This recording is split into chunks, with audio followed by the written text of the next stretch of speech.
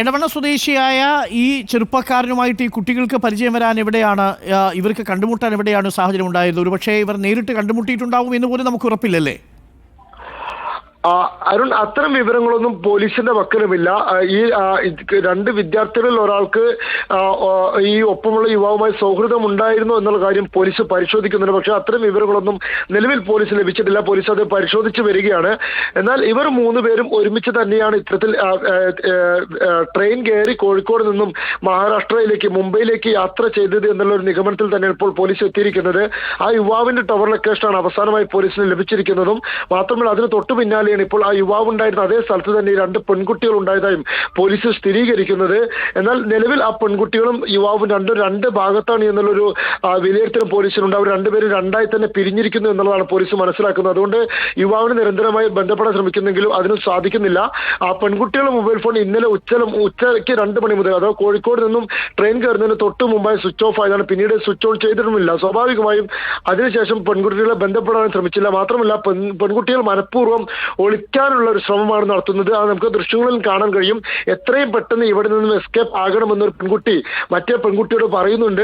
ആദ്യഘട്ടത്തിൽ നിന്ന് വീട്ടിൽ നിന്ന് ഇറങ്ങുമ്പോൾ ഇവർ യൂണിഫോമും ധരിച്ചാണ് എത്തിയിരുന്നതെങ്കിൽ പിന്നീട് തിരൂർ റെയിൽവേ സ്റ്റേഷനിൽ നിന്നുള്ള CCTV ദൃശ്യങ്ങൾ വ്യക്തമാണ്. ആ യൂണിഫോം എല്ലാം മാറ്റി പിന്നീട് സാധാരണ വസ്ത്രങ്ങൾ ധരിച്ചതിന് ശേഷമാണ് അവർ ട്രെയിൻ കയറുന്നതിന് വേണ്ടി തിരൂർ റെയിൽവേ സ്റ്റേഷനിലേക്ക് എത്തുന്നത്. ബന്ധപ്പെടാൻ സാധിച്ചിട്ടില്ലല്ലോ ഇതുവരെ. അരുൺ, നിലവിൽ പോലീസ് നൽകുന്ന വിവരമനുസരിച്ച് ഇവരെയൊന്നും ബന്ധപ്പെടാൻ സാധിച്ചിട്ടില്ല. ടവർ ലൊക്കേഷൻ കേന്ദ്രീകരിച്ചുകൊണ്ടാണ് പോലീസ് അന്വേഷണം നടക്കുന്നത്. എന്നാൽ ഈ വാർത്ത വന്നതിന് തൊട്ട് പിന്നാലെ തന്നെ മഞ്ചേരിയിലെ ചില ആളുകൾക്ക് തന്നെ യുവാവിനെ ബന്ധപ്പെടാൻ ശ്രമിക്കുകയും എത്രയും പെട്ടെന്ന് നാട്ടിലേക്ക് മടങ്ങാൻ ആവശ്യപ്പെടുകയൊക്കെ ചെയ്തു എന്നുള്ള വിവരങ്ങൾ പുറത്തു വരുന്നുണ്ട്. എന്നാൽ അക്കാര്യം ഔദ്യോഗികമായി ഇതൊരു പോലീസ് സ്ഥിരീകരിച്ചിട്ടില്ല. നിലവിൽ അത് കേന്ദ്രീകരിച്ചുകൊണ്ടുള്ള അന്വേഷണം പോലീസ് നടത്തുന്നുണ്ട്. പ്രത്യേകിച്ച് യുവാവ് ജോലി ചെയ്തിരുന്ന സ്ഥാപനത്തിലെ കടയുടമ അടക്കമുള്ളവർ യുവാവിനെ ബന്ധപ്പെടാൻ ശ്രമിച്ചിരുന്നു എന്നുള്ളതാണ് പുറത്തു വരുന്ന വിവരങ്ങൾ. അതുവഴി ഈ യുവാവിനെയും പെൺകുട്ടികളെയും കണ്ടെത്താനുള്ള ശ്രമങ്ങളും പോലീസ് നടത്തുന്നുണ്ട്. എന്നാലും പല ഇടങ്ങളിലേക്കായി തുടർച്ചയായി പെൺകുട്ടികൾ സ്ഥലം മാറിക്കൊണ്ടിരിക്കുന്നു എന്നുള്ളതാണ് ഇപ്പോൾ പോലീസ് നൽകുന്ന വിവരം. അരുൺ, എന്തായാലും ഒരുപാട് ചോദ്യങ്ങൾ ഉയരുന്നുണ്ട്. താനൂരിൽ നിന്ന് തിരൂരിലെത്തി, തിരൂരിൽ നിന്ന് മുംബൈക്ക് ഈ കുട്ടികൾ എന്തിനു പോയി?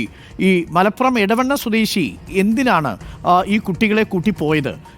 എടവണ്ണയിലെ മഞ്ചേരിയിലെ ഒരു സ്ഥാപനത്തിൽ ജോലി ചെയ്യുന്ന എടവണ്ണയിലെ സ്വദേശിയാണ് ഈ ആളെന്നാണ് മനസ്സിലാക്കുന്നത്.